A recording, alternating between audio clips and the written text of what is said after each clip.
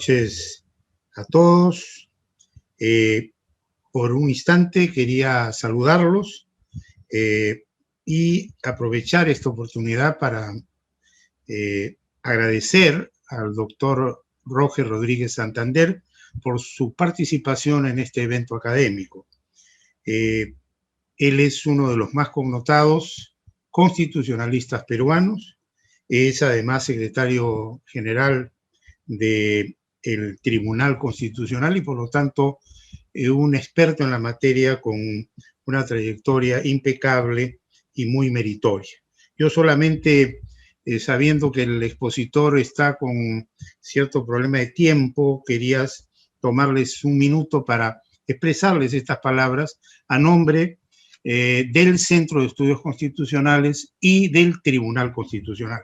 Muchas gracias por su apoyo, muchas gracias por su colaboración, doctor Roger Rodríguez, y dejo al conductor para que continúe usted con la conferencia. Muchas gracias. Han sido las palabras de nuestro director del Centro de Estudios Constitucionales y expresidente del Tribunal Constitucional, magistrado Ernesto Blume Fortini. Agenda constitucional, tema proceso de amparo, expositor constitucionalista Roger Rafael Rodríguez Santander. Doctor cum laude y máster en estudios avanzados en Derechos Humanos por la Universidad Carlos III de Madrid. Abogado por la Pontificia Universidad Católica del Perú. Diplomado por el Centro de Estudios Políticos y Constitucionales del Ministerio de la Presidencia de España. Diploma de especialización en Justicia Constitucional por el Instituto Manuel García Pelayo de la Universidad Carlos III de Madrid.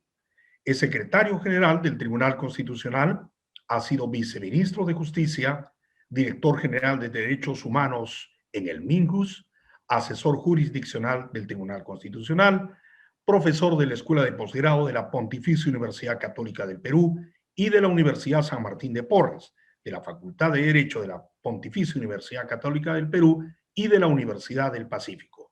Es miembro de la Asociación Peruana de Derecho Constitucional y además autor prolífico de diversas publicaciones en su especialidad.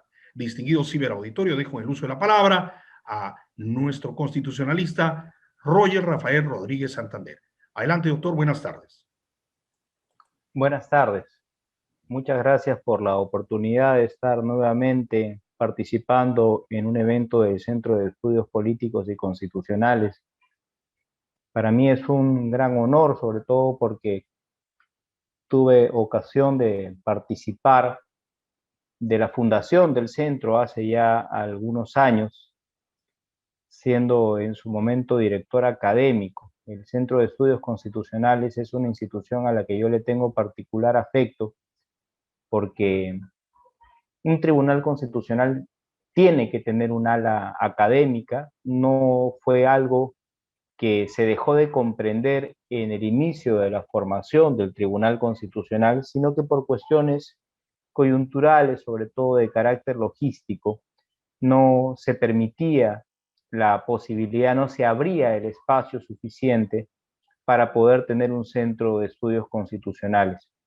Fue recién hacia fines de la década ya antepasada, en realidad, hacia fines de la década del 2000, en que en el año 2009, si la memoria no me falla, comenzó a iniciar el funcionamiento el centro. Quiero agradecer además, por supuesto, en particular al doctor Ernesto Blume Fortini, como director general del Centro de Estudios Constitucionales, por permitirme la oportunidad de estar con ustedes, además de la amable presentación que ha realizado. Por supuesto, a Susana, a Tábara y en general a todas aquellas personas que, siendo en este momento funcionarias del Centro de Estudios Constitucionales, me permiten tener en este momento la ocasión de departir unos minutos con ustedes para dialogar sobre el proceso de amparo. Voy a compartir, si ustedes me lo permiten, unas diapositivas. Que ahí está, se tienen a la vista, sobre el proceso de amparo. Recuerdo que hace algunos años, en la década de los 80, hubo un debate interesante en la revista española de Derecho Constitucional entre Luis Díez Picasso, que era Luis María Díez Picasso, que era hijo de Luis Díez Picasso, que en su momento fue miembro del Tribunal Constitucional Español, y Pedro Cruz Villalón. ¿Sobre qué consistía el debate entre estos juristas connotados ya en su momento y ahora, por supuesto, más connotados aún? Pedro Cruz Villalón tenía una afirmación que era más o menos así: yo no sé si la Constitución española dejaría de ser la Constitución española si es que deja de tener dentro de su contenido normativo como posibilidad procesual el proceso de inconstitucionalidad. Él era un defensor del proceso de inconstitucionalidad. Pero sí dejaría de ser una constitución, decía. Si una constitución deja de tener el proceso de inconstitucionalidad, deja de ser una constitución. Y Luis María Díez Picasso le replicaba y le decía que no, que el proceso de inconstitucionalidad tiene una nota identitaria del fenómeno constitucional, pero en el ámbito de Europa continental. No así, por supuesto, en el ámbito anglosajón. Y de lo que se trata es de defender los derechos fundamentales en todo ámbito, en todo espacio. Y que en realidad la Constitución española dejaría de ser una constitución si desaparece, decía él, lo que en España se denomina el recurso de amparo. Lo que entre nosotros, con sus particularidades, por supuesto, es el proceso de amparo. Con importantes particularidades, porque en España, como se sabe, el recurso de amparo, en realidad más que recurso, es un proceso de instancia única ante el Tribunal Constitucional Español, y en nuestro caso no es así. El proceso de amparo es un proceso potencialmente de 3 instancias que comienza en 2 en el Poder Judicial y que termina eventualmente ante una resolución denegatoria de la segunda instancia ante el Tribunal Constitucional. Les confieso que en un inicio, digamos en los albores de mi involucramiento con el derecho constitucional, tenía la sensación de que Cruz Villalón llevaba razón. Pero como consecuencia de mi progresivo mayor involucramiento con el derecho constitucional y con el derecho procesal constitucional, y después de algunos años de ser asesor del Tribunal Constitucional, he llegado a la conclusión de que no es así, de que quien llevaba razón era Luis María Díez Picasso, y que el proceso en realidad protagónico para la defensa de los derechos humanos, que finalmente es la mejor manera de hacer eficaz una constitución, es el proceso de amparo. Ni más ni menos que esa es su importancia, la identidad de una constitución para hacerla eficaz, para hacerla realmente jurídica y no llanamente política, es la existencia de un proceso de las características que tiene el proceso de amparo. Verdad es, por supuesto, que al amparo para la tutela de los derechos fundamentales, de acuerdo a nuestro diseño constitucional, se le suman otros procesos, pero que en realidad no son otra cosa más que, si se quiere utilizar el término, algo así como amparos especializados, ¿no? El habeas corpus es un amparo especializado en la defensa de la libertad individual y sus derechos conexos, con sus particularidades procedimentales, y el proceso de habeas data otro tanto para la defensa del derecho fundamental de acceso a la información pública y a la autodeterminación informativa o el derecho a la protección de datos personales. Quería decir esto introductoriamente para que se pueda caer en cuenta con suficiencia de la importancia que tiene un proceso de las características del que vamos a hablar hoy. Mucho se podría decir sobre el proceso de amparo, mucho, con M mayúscula. Es un proceso que puede dar lugar en realidad a un curso completo, anual, si no más, en razón de las peculiaridades que tiene, tanto de carácter procesal como de carácter material. Por razones de tiempo, vamos a tener que concentrarnos solamente en alguna de ellas. Y una de las primeras de las que quisiera tratar, permítanme un segundo para tener acceso, es el amparo contra normas. Quiero tratar sobre el amparo contra normas. El amparo en realidad suele decirse es un proceso al acto.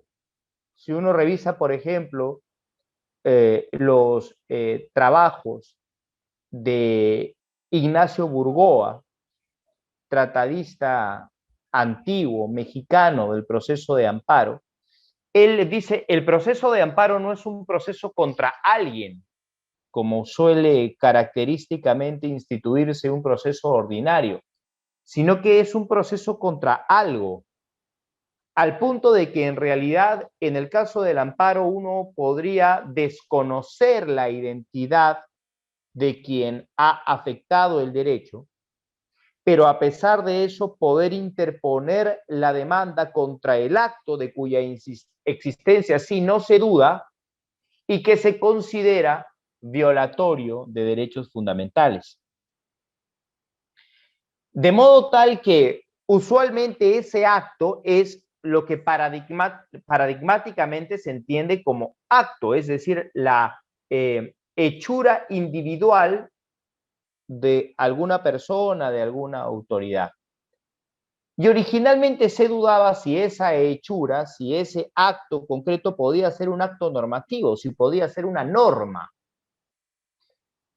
Como regla, se entiende en nuestro ordenamiento, o se entendía si se quiere, porque van a hacerse una serie de matices a continuación, se entendía que no. ¿Por qué? Porque el proceso constitucional llamado a atacar la validez de las normas era el proceso de inconstitucionalidad. Pero, con P mayúscula, con el tiempo se ha entendido que el amparo sí puede ser interpuesto contra normas, más allá de lo expresado literalmente por el artículo 202 de la Constitución que ustedes tienen allá a la vista. Ese artículo señala: el proceso de amparo no procede con...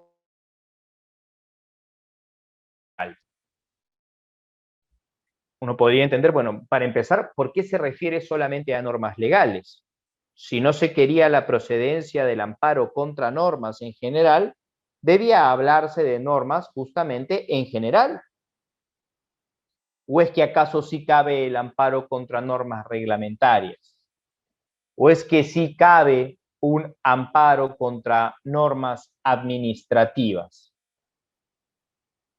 Pero más allá de esa especificación rara que hacía y que hace el artículo 202 de la Constitución, la jurisprudencia temprana del Tribunal Constitucional, estamos hablando de mediados de la década de los 90, interpretó que eso era así porque en efecto el ataque, el cuestionamiento, la impugnación en abstracto de normas de rango legal era un impedimento en el terreno del amparo porque ese era un espacio privativo y es un espacio privativo del proceso de inconstitucionalidad.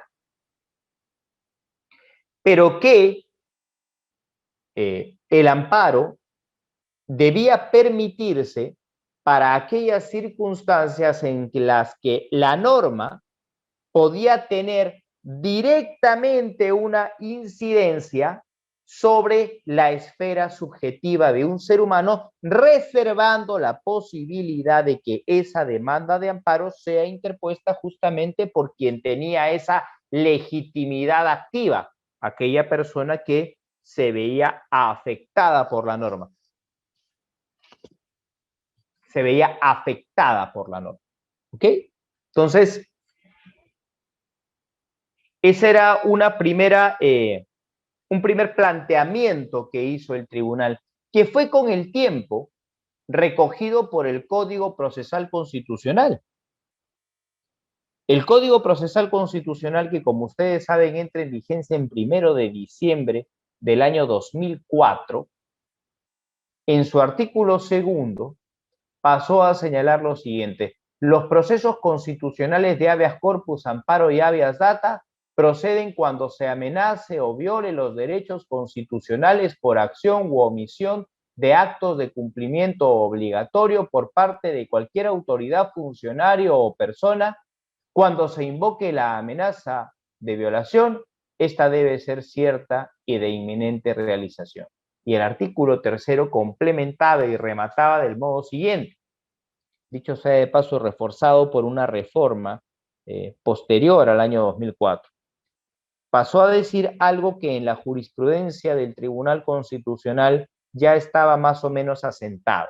¿Qué pasó a decir ese artículo 3? Lo siguiente: cuando se invoque la amenaza o violación de actos que tienen como sustento la aplicación de una norma autoaplicativa, por eso lo tienen ahí señalado en verde y resaltado, una norma autoaplicativa, incompatible con la Constitución, la sentencia que declare fundada la demanda dispondrá además la inaplicabilidad de la citada norma.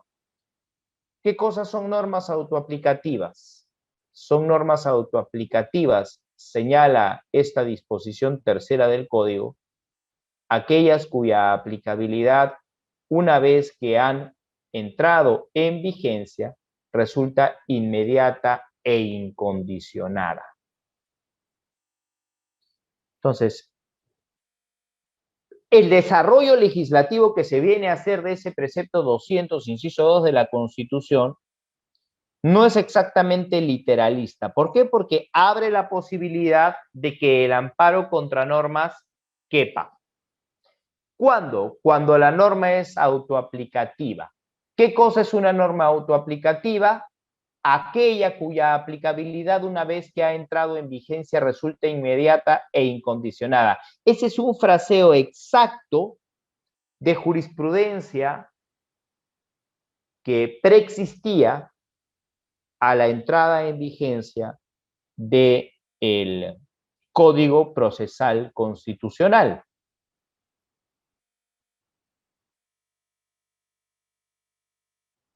El Tribunal Constitucional, ese mismo año, por ejemplo, en una resolución que de alguna manera ha marcado una pauta para lo que venía en el futuro, para lo que vino en el futuro, señalaba que una norma no autoaplicativa, sino heteroaplicativa, que vendría a ser su antítesis, ¿no?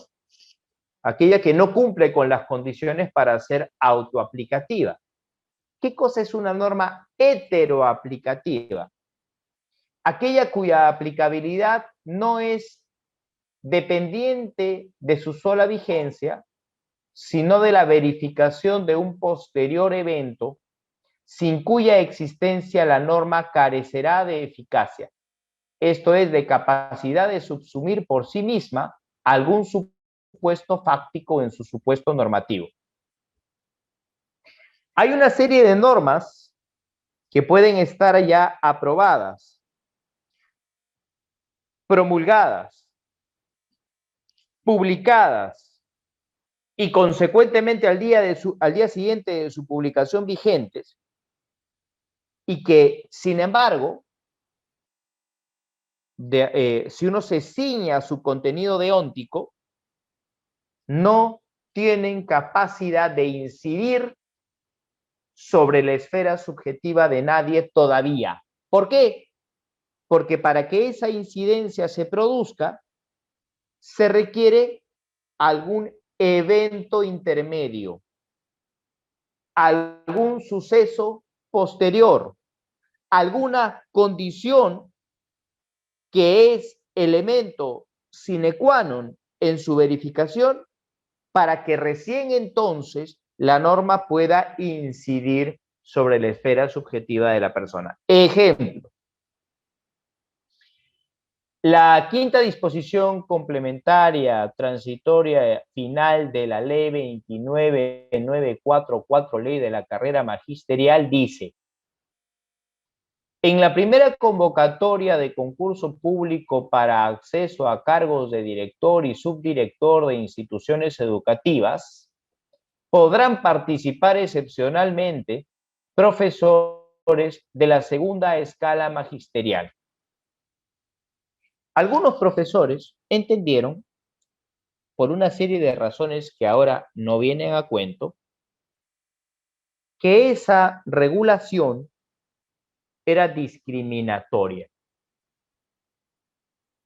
que no era justo, vamos a decirlo así, que no era constitucional, que no era acorde con las exigencias del principio de derecho a la igualdad, que esto solamente se les permita a profesores de la segunda escala magisterial, sino que debía extenderse a profesores de otras tantas categorías.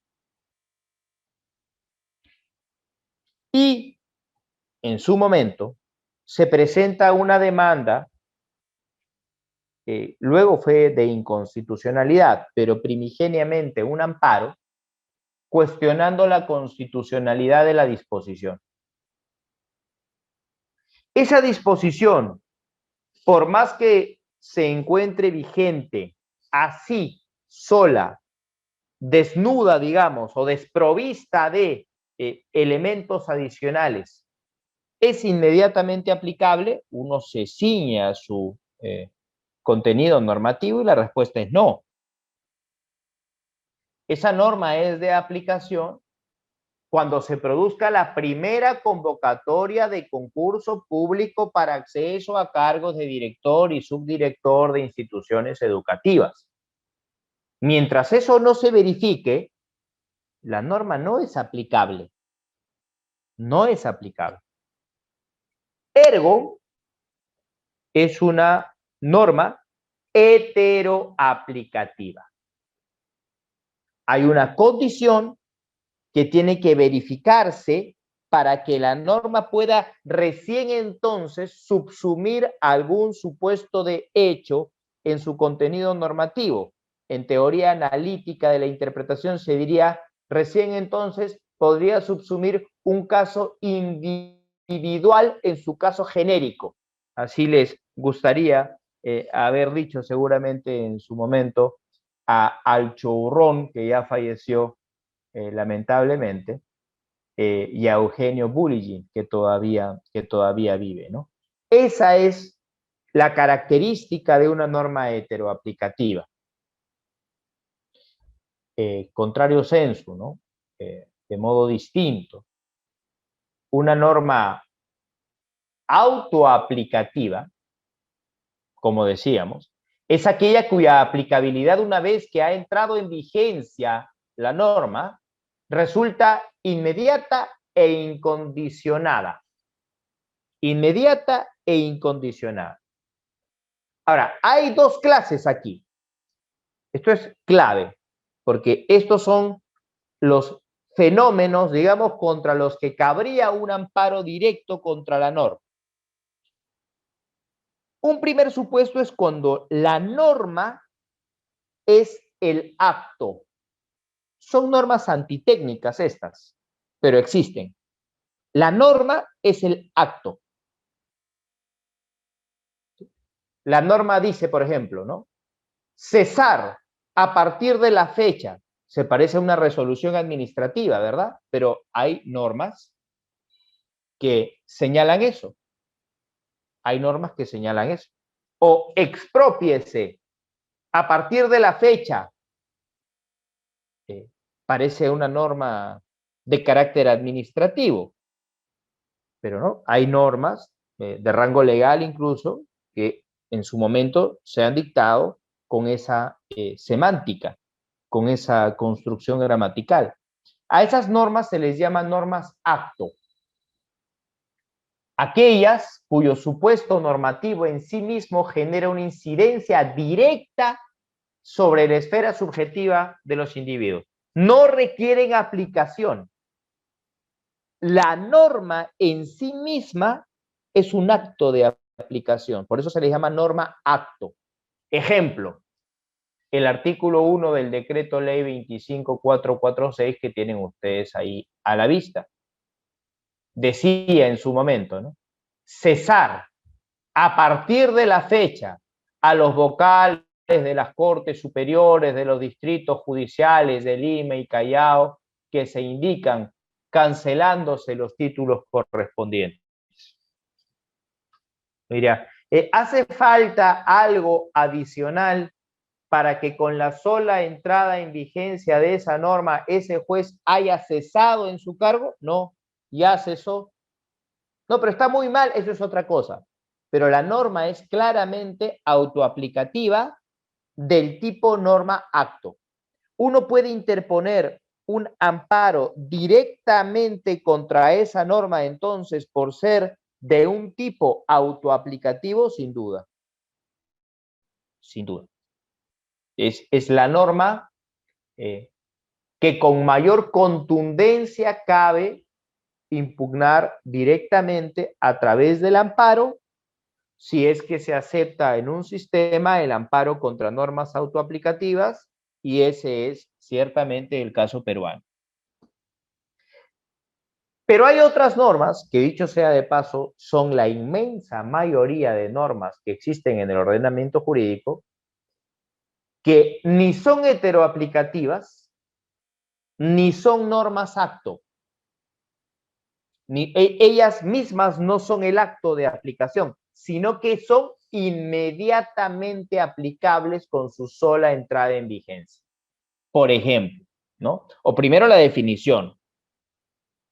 ¿Qué cosa vendría a ser esta clase de norma autoaplicativa? Aquella cuyo supuesto normativo incidirá sobre la esfera subjetiva de los individuos consecuencia de su aplicación, como consecuencia de su aplicación obligatoria e incondicionada. Requiere una aplicación. Ella misma no es el acto de aplicación, requiere una aplicación, pero esa aplicación es inmediata e incondicionada en virtud de esa sola entrada en vigencia, ¿no? Por ejemplo, prohibir la autorización de permisos para el otorgamiento de actividades y o eventos bailables populares a realizarse en locales públicos, privados y calles del distrito de Monsefú. Fue una norma que dictó la municipalidad distrital de Monsefú y que fue impugnada ante el Tribunal Constitucional. Si yo tengo un local, ¿no?, en donde eventualmente estos eventos se pueden realizar, entra en vigencia la norma y ya estoy prohibido, yo lo sé, de poder realizarlas, ya estoy prohibido. Si a mí eso me parece inconstitucional, tengo que esperar, solicitar la autorización para hacerlo y que me la apliquen para yo interponer el amparo. No, no. Ya puedo ir directamente contra la norma. Alguien podría decir, pero ¿cómo puedo ir directamente contra la norma si no me la han aplicado todavía? Ah, es que si nosotros nos fijamos, y permítanme retroceder un segundo, si nosotros nos fijamos en cómo está redactado el artículo 3º del Código Procesal Constitucional, de modo feliz, por cierto, de modo acertado, es que uno puede presentar un amparo contra una norma autoaplicativa tanto en el escenario de la amenaza como en el escenario de la presencia del acto. Nótese cómo comienza el artículo 3º. Cuando se invoque la amenaza o violación de actos que tienen como sustento la aplicación de una norma autoaplicativa. Entonces, ¿qué cosa quiere decir esto? Que yo puedo interponer un amparo contra una norma autoaplicativa cuando ella misma es el acto, normas acto, primer ejemplo de clase de norma autoaplicativa que tienen ustedes en este momento en la diapositiva a la vista, y también puedo interponerla sin necesidad de que me la apliquen contra una norma autoaplicativa inmediatamente aplicable de modo incondicionado, bajo la figura de la amenaza. Bajo la figura de la amenaza. En cualquiera de estos dos escenarios, siendo procedente el amparo, si es que en efecto el juez constitucional entiende que la norma autoaplicativa tiene un contenido inconstitucional, estará no autorizado, sino obligado a ejercer el control difuso contra esa norma, para que ya no se la aplique más o para ordenar que cese la amenaza de su eventual aplicación por constituir ella una norma disconforme con la Constitución. Ese es el diseño del amparo contra normas que marca una pauta, digamos, en su inicio jurisprudencial y normativamente hacia comienzos de la década del 2000 y que sigue manteniendo hasta ahora la línea jurisprudencial sostenida por el Tribunal Constitucional sobre la materia. Quiero ocuparme de una segunda cuestión relacionada con el proceso de amparo, esta vez vinculada a la famosa residualidad o subsidiariedad del amparo. Yo prefiero llamarla residualidad, pero hay que reconocer que en doctrina se utiliza el término subsidiariedad y residualidad del amparo como conceptos intercambiables. Y para efectos de esta sesión voy a utilizarlos así, como sinónimos. Si uno se preguntara qué trajo consigo el Código Procesal Constitucional que represente un cambio de 180 grados con relación a la legislación procesal constitucional anterior, sin duda, a mi juicio, la respuesta es: si me dan a escoger y me piden un cambio, el más significativo, es el artículo 5, inciso 2 del Código Procesal Constitucional, que convirtió el diseño del amparo en un proceso alternativo para pasar a ser un proceso residual. El artículo 200, inciso 2 de la Constitución se limita a señalar que la acción de amparo, el proceso de amparo, ¿verdad?, procede ante el hecho u omisión por parte de cualquier persona que vulnere o amenaza los derechos reconocidos por la Constitución. La legislación procesal constitucional anterior al Código decía: no proceden las acciones de garantía, o sea, no procedería el proceso de amparo, inciso 3, cuando el agraviado opta por recurrir a la vía judicial ordinaria. Es decir, si yo estaba ante un acto que consideraba inconstitucional, y que incidía sobre mis derechos fundamentales, yo tenía la alternativa, o sea, la opción de o acudir al proceso ordinario o acudir al proceso de amparo. Y si acudía al proceso de amparo, el juez constitucional no tenía base normativa para decirme, oye, ¿para qué has venido aquí si yo soy un proceso residual? Tienes que ir primero al proceso ordinario. No, porque eso dependía de mí, de mi opción, de mi voluntad, de por cuál de las alternativas que había puesto ante mí la legislación era aquella por la que yo quería optar. Empero esto cambió con el Código Procesal Constitucional. El artículo 5.2, que como les decía, es en realidad el que representa el cambio entre la legislación anterior y la nueva, vino a decir, no proceden los procesos constitucionales cuando existan vías procedimentales específicas igualmente satisfactorias para la protección del derecho constitucional amenazado o vulnerado, salvo cuando se trate del proceso de habeas corpus.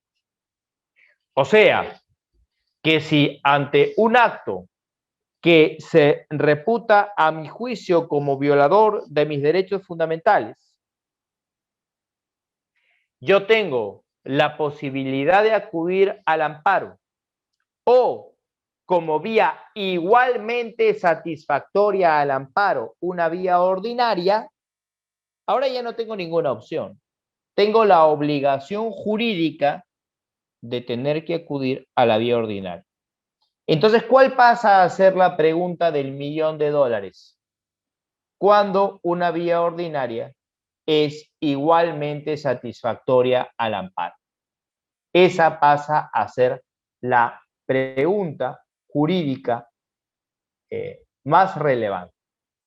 Y para interpretar qué cosa es lo igualmente satisfactorio, hay más de una alternativa.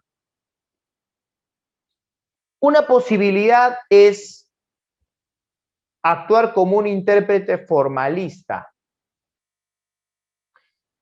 y ocuparme de aquello que pueda yo entender como más satisfactorio para el derecho en abstracto, es decir, con prescindencia de lo que pueda estar sucediendo en la realidad concreta. Otra posibilidad es una perspectiva sustancial en la que analice lo que es más satisfactorio para el derecho, pero a la luz de la realidad concreta. Seguramente ya están ustedes advirtiendo que parece hasta intuitivamente más racional tener una perspectiva sustancial y no una perspectiva formal.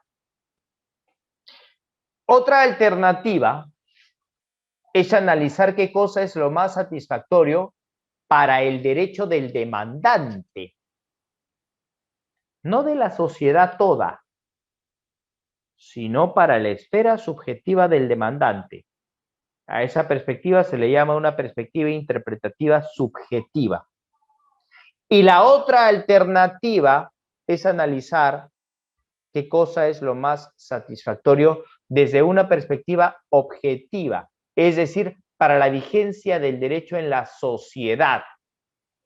Es decir, más allá e incluso con prescindencia de lo que pueda estar sucediendo o haber sucedido con el derecho del demandante. Si uno hace una conjugación de estas perspectivas, tiene 4 posibilidades. Una interpretación del artículo 5.2 formal subjetiva, es decir, lo más satisfactorio en abstracto para el derecho del demandante. Otra formal objetiva, lo más satisfactorio en abstracto para el derecho en la sociedad, o sea, el derecho como valor. Otra posibilidad es la sustancial subjetiva, lo más satisfactorio en la realidad, no en abstracto, para el derecho del demandante. Y finalmente una perspectiva sustantivo objetiva, lo más satisfactorio en la realidad, pero no para el derecho del demandante, sino para el derecho como valor. Hay esas 4 posibilidades. Vamos a ocuparnos de cada una de ellas. La perspectiva formal subjetiva, es decir, lo más satisfactorio para el derecho en abstracto a la luz de lo que sería el derecho del demandante. ¿Qué significa en abstracto? ¿Voy a mirar la realidad de lo que está pasando? No, voy a comparar, si se quiere, códigos. Desde la perspectiva de los códigos, de la llana normativa en abstracto, ¿hay algo que se pueda conseguir en el amparo que no se pueda conseguir en una vía ordinaria? No. Todo lo que se puede conseguir en el amparo como fin, teóricamente, se puede conseguir también en la vía ordinaria. Quizá no con la misma prontitud, quizá no con las mismas herramientas procesales, pero finalistamente puedo conseguir lo mismo. Si, digamos, a mí me han despedido irritamente del trabajo, tengo la vía laboral ordinaria. Si a mí me han afectado algún derecho fundamental de orden civil, tengo la vía civil. Para la violación de cualquier derecho fundamental que provenga de una entidad estatal, tengo el proceso contencioso administrativo. Entonces, en realidad, no hay nada, desde una perspectiva abstracta, que yo pueda conseguir en el amparo que no pueda conseguir en una vía ordinaria. Entonces, desde esta perspectiva, la vía ordinaria siempre será una vía igualmente satisfactoria, cuando menos. Y entonces siempre se cerrará la vía del amparo. Uno diría, algo falla allí, ¿no? Porque si en una interpretación del artículo 5.2 resulta que el amparo ya no es una herramienta utilizable a pesar de que está reconocido en la Constitución, algo falla con esa interpretación. Y probablemente lo que falle es que estoy interpretando en abstracto, cuando la realidad de los derechos fundamentales es una realidad muy concreta. De hecho, uno podría irse al otro extremo y decir, no, pero hay cosas que en abstracto cuenta el amparo y no cuenta la vía ordinaria. Por ejemplo, ¿no? Por ejemplo, el amparo tiene mecanismos para una ejecución muy prolija, inmediata y pronta de la sentencia. Yo puedo imponer multas fijas o acumulativas a quien no cumpla con la sentencia. ¿Eso lo puedo lograr en un proceso ordinario? No. Yo puedo destituir eventualmente a una autoridad pública que se haya mostrado renuente ante el cumplimiento de una sentencia, y eso no lo puedo lograr en un proceso ordinario. Yo tengo la institución de represión de actos homogéneos en el amparo, que significa que si en la etapa de ejecución la persona violadora del derecho reitera homogéneamente la violación, en etapa de ejecución puedo invalidar el acto. Eso lo puedo conseguir en un amparo. ¿En un proceso ordinario puedo lograrlo? No. Y entonces alguien podría irse ahora al otro extremo y decir, entonces, nunca una vía ordinaria puede ser igualmente satisfactoria al amparo. Nunca. Entonces resulta ahora que ya no hay posibilidad de entender que tengo una obligación de recurrir alguna vez siquiera a la vía ordinaria, con lo cual hice polvo la residualidad. La dejé sin su puesto de aplicación.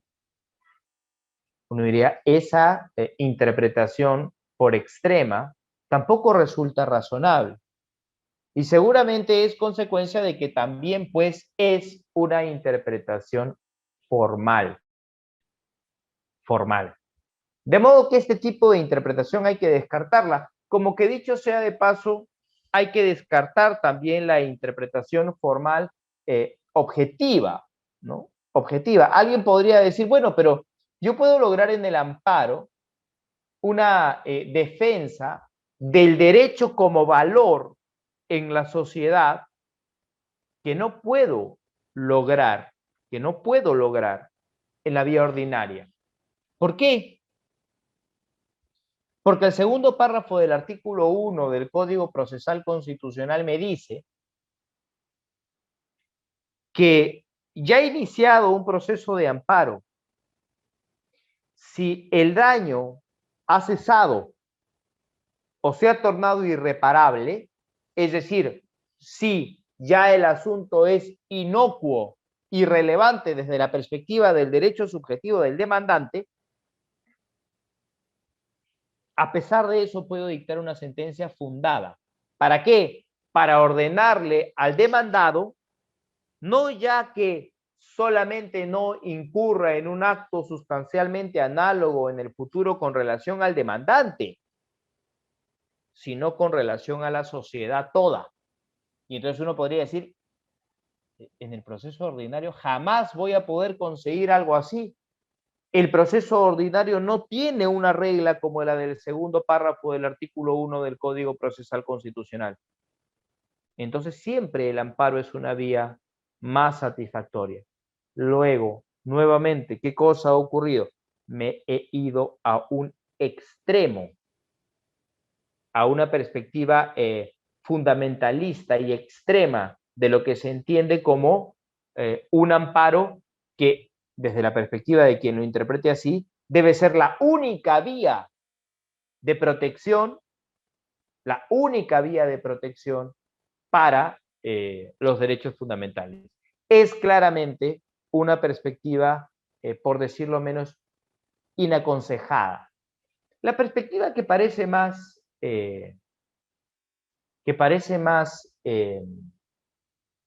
racional es la perspectiva sustantivo-subjetiva, que es aquella que tiene los ojos bien puestos en la realidad para proteger el derecho del demandante.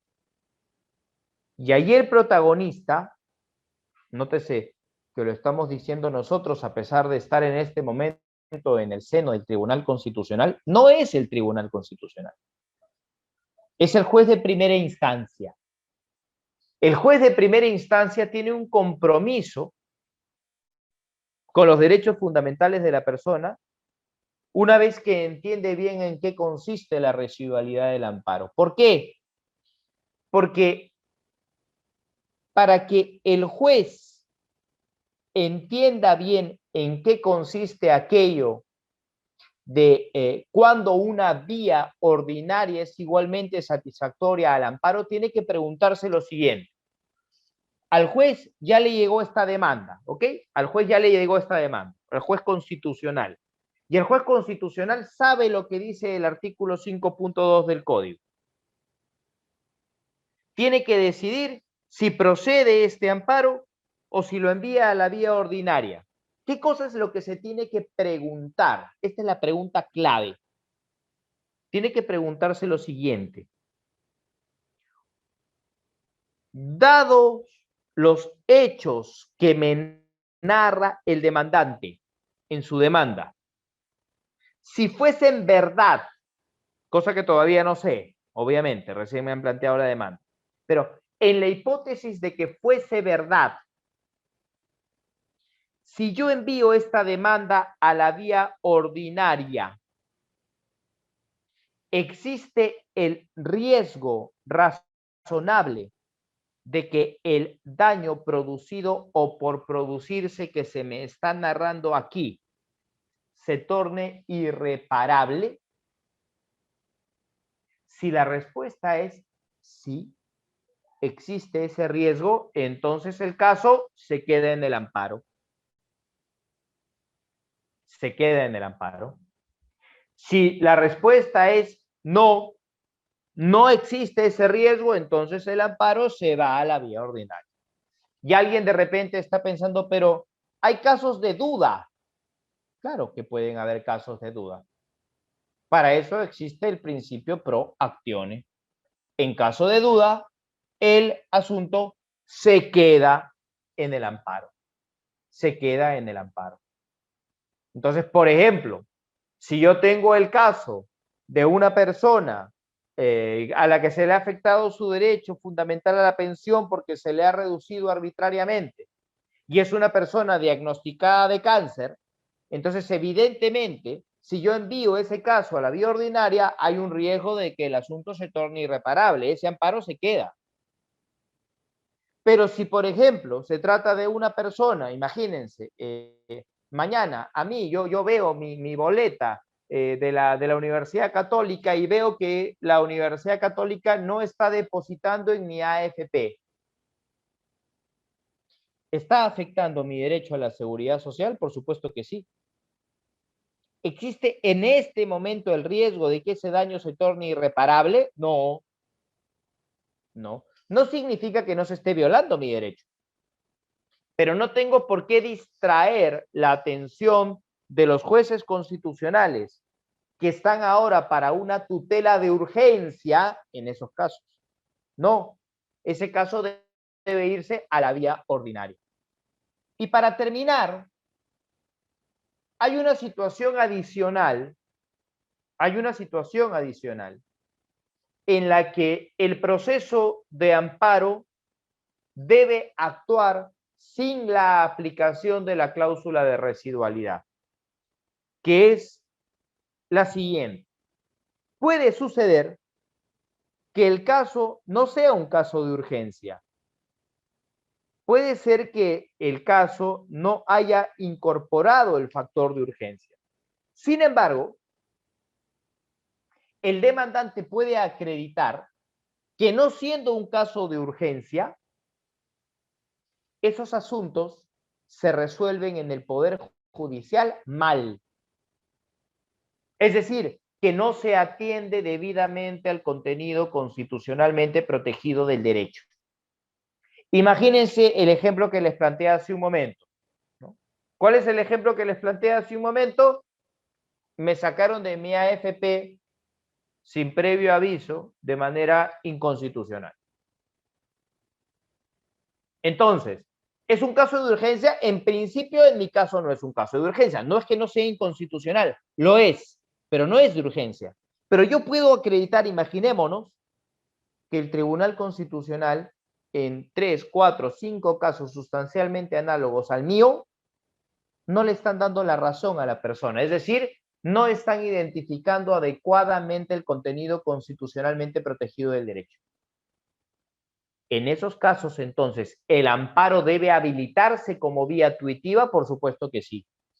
Desde una perspectiva objetiva, para proteger el derecho como valor.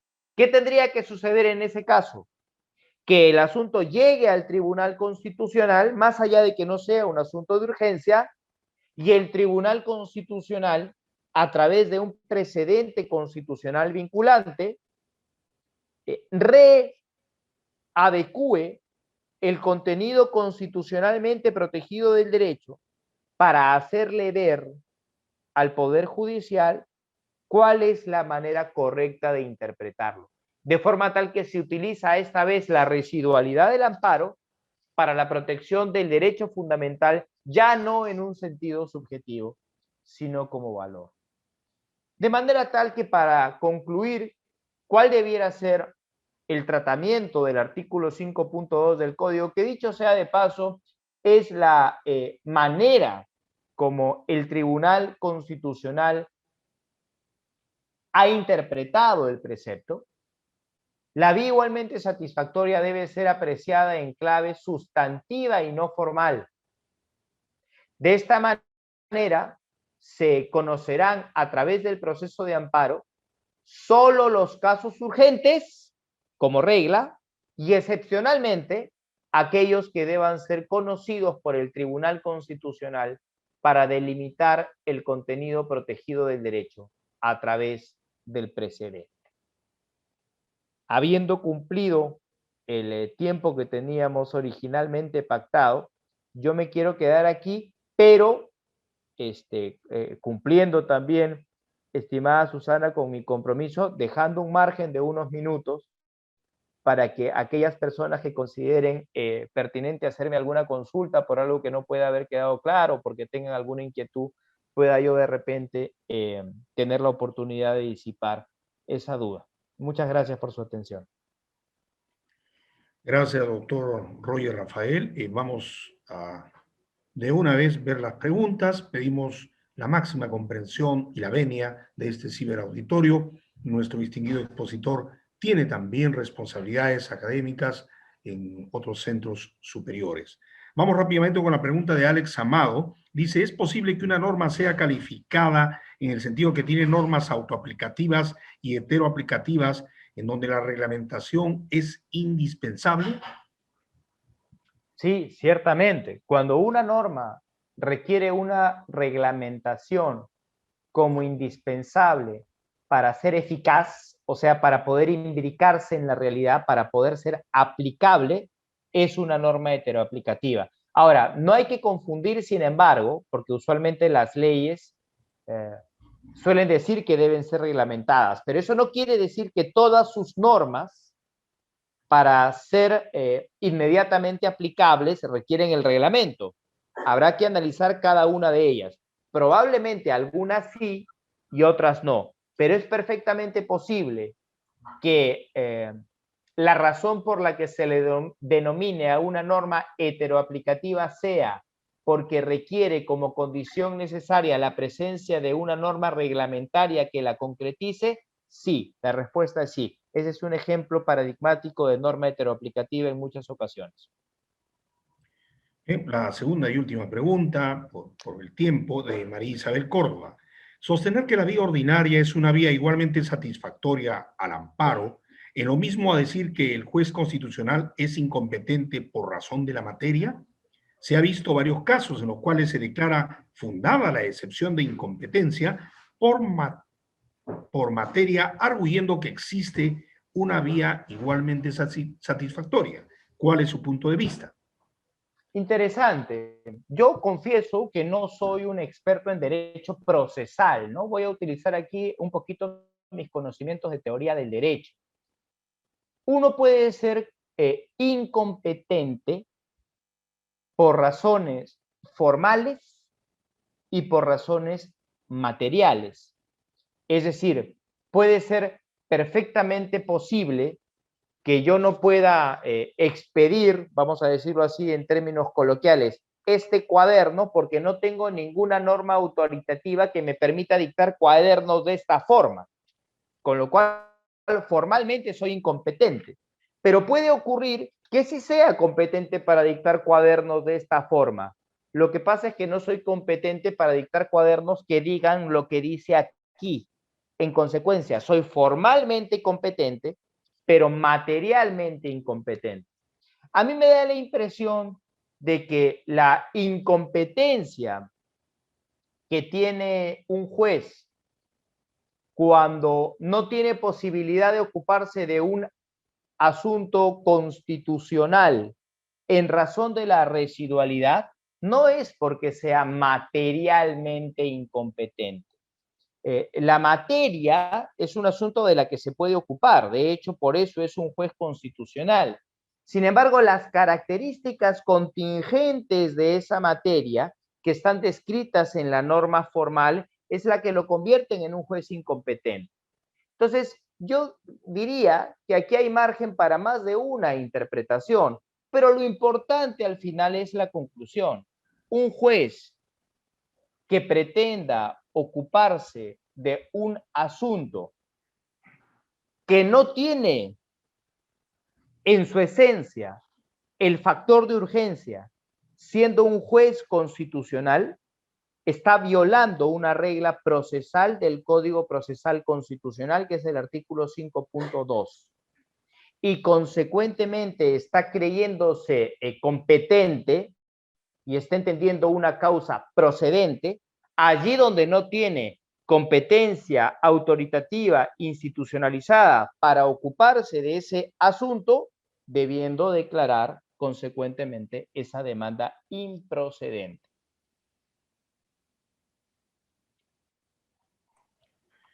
Bien, doctor Roger Rafael, estamos muy agradecidos. Aquí en el chat hay una serie de comentarios, por supuesto, de reconocimiento y gratitud a su conferencia. Dejo el uso de la palabra a nuestra directora académica, la doctora Susana Esther Victoria Tábara Espinosa. Adelante, doctora.